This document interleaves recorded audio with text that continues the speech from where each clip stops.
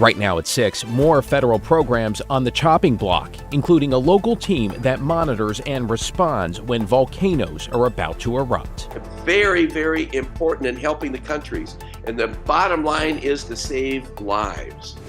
Plus, rallying support to keep a financial lifeline for rural schools now in limbo on Capitol Hill. I refuse to let federal inaction undermine the opportunities our kids have. Then, how you might say a teacher who fled the war in Ukraine is finding new purpose in Portland. They are basically starting everything from level 0, and they start to build their life again. And Orlando is live at Moda Center as the Blazers try to get another hot streak going against LeBron and the Lakers.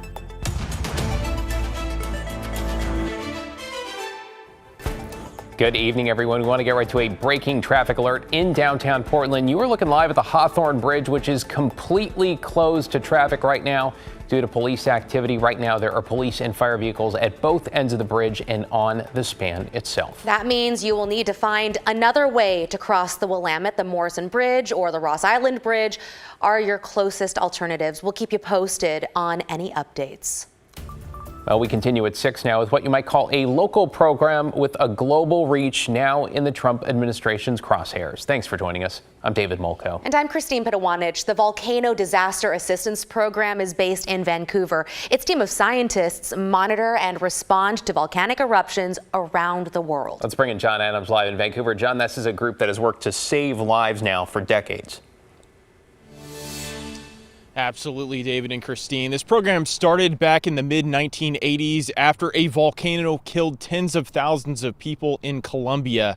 Now the program's future is in question after cuts being made to USAID. The USGS Cascades Volcano Observatory in Vancouver houses some of the world's foremost experts in volcanic eruptions. A few dozen scientists and geologists based there make up the Volcano Disaster Assistance Program that responds to seismic activity around the globe.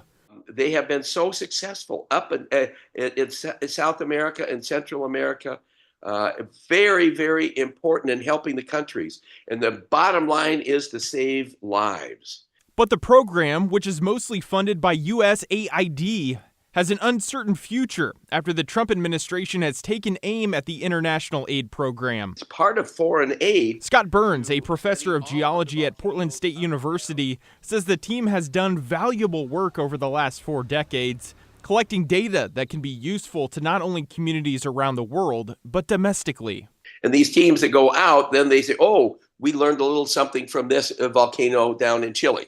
That we could apply to the Northwest. And so the more volcanoes we study, the better in the prediction game that we can get. We tried to reach out to the U.S. Geological Survey to find out what the status of the Volcano Disaster Assistance Program will be going forward. A representative directed us to the U.S. Department of the Interior, which has not yet gotten back with us with answers. Burns says it will be a major loss if the program is shut down, potentially putting lives in danger in areas of seismic activity. We don't want people dying from a flood or a landslide or a volcano or things like that when we understand the system. Well, since 1986, scientists and engineers with this program have responded to about 70 volcanic eruptions around the globe. David and Christine, back to you. Yeah, a lot of uncertainty right now. Thank you, John. That Volcano Disaster Assistance Program is just one of many programs that fall under USAID. Leaders and executives around the world are sounding the alarm about the impact of the Trump administration's funding and staffing cuts. We spoke with a former U.S. ambassador who's now a diplomat in residence at Lewis and Clark College. He said USAID workers are dedicated to doing good work around the globe, often in difficult places. He says they don't deserve this kind of uncertainty. The disrespect and the lack of appreciation that is manifest when you tell someone like that, well, you need to leave your job and your place of where you live and get on a plane and go back to an uncertain future in the United States because we don't appreciate what you're doing anymore. That's essentially the message. Ambassador Marquardt fears countries like China and Russia could expand their influence by stepping into places that used to have more humanitarian aid from the U.S.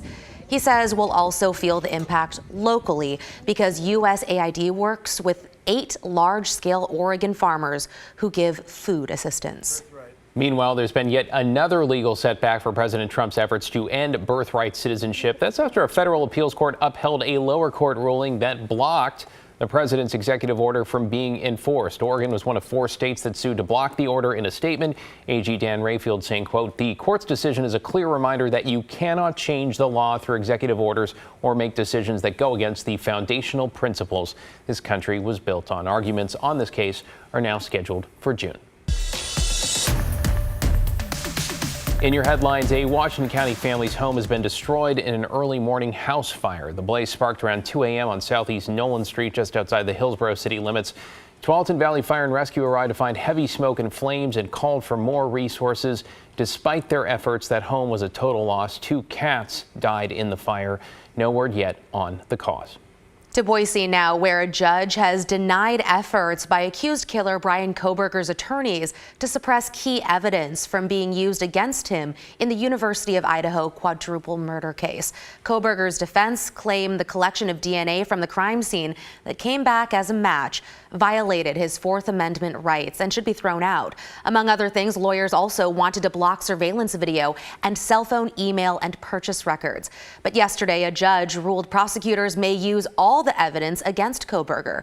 His trial is set for August. Workers at a lab that provides testing services to Providence, Portland are joining a union. More than 3/4 of the 120 workers at the for-profit company called LabCorp, which contracts with Providence, voted to join the Oregon Federation of Nurses and Health Professionals. Those workers will now negotiate their first union contract. And $75 million in state funding is now available to help build more homes for middle-income Oregonians. It's called the Moderate Income Revolving Loan Program, and it gives cities and counties zero-interest loans for new housing without enough financing to start construction. Builders have to rent or sell the new units to households earning up to 120% of the area's median income, with the money repaid through a fee in lieu of property taxes so the state can keep lending. State economists say Oregon needs to build nearly 30,000 new units a year to keep up with demand. Matt?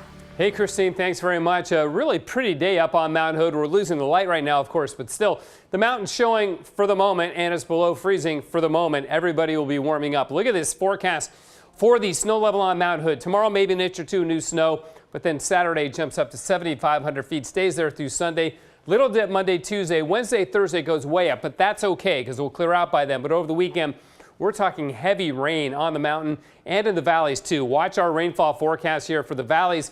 Not much between now and Saturday morning, but from Saturday night into Sunday, we're looking at well over an inch, maybe 2 inches in the valleys, and that's 3 inches of not snow, but rain up in the Cascades. So we've got a weather impact alert for the heavy rain. It's an atmospheric river, begins Saturday night. We'll get some urban, small stream flooding, low-lying intersections and roadways. We'll get some ponding of water, so be aware of that as you drive about. And up in the mountains, the areas that are not covered in snow, we've got the potential for landslides and mudslides because of all the water that's on the way. We'll dig into this a little bit further in a bit, guys. Back to you. Appreciate you keeping us up to date. Thanks, Matt.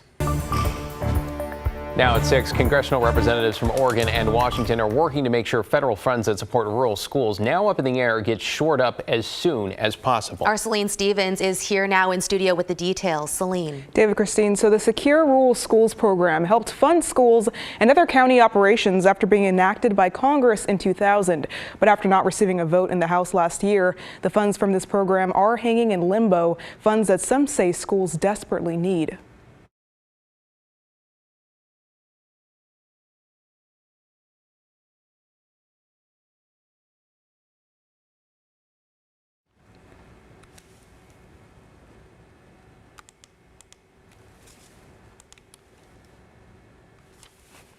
And it looks like the sound isn't quite working. We're having technical difficulties. We'll bring it to you after the break. But now the Oregon Humane Society got another special delivery from states affected by natural disasters. 41 cats made the flight to the Humane Society yesterday as part of the ongoing recovery from last year's deadly floods in the upper Midwest. That flooding destroyed or damaged thousands of homes, costing over $130 million in damage. The Humane Society says most of those cats are ready for homes beginning today, and they can be found on their adoption website. Appreciate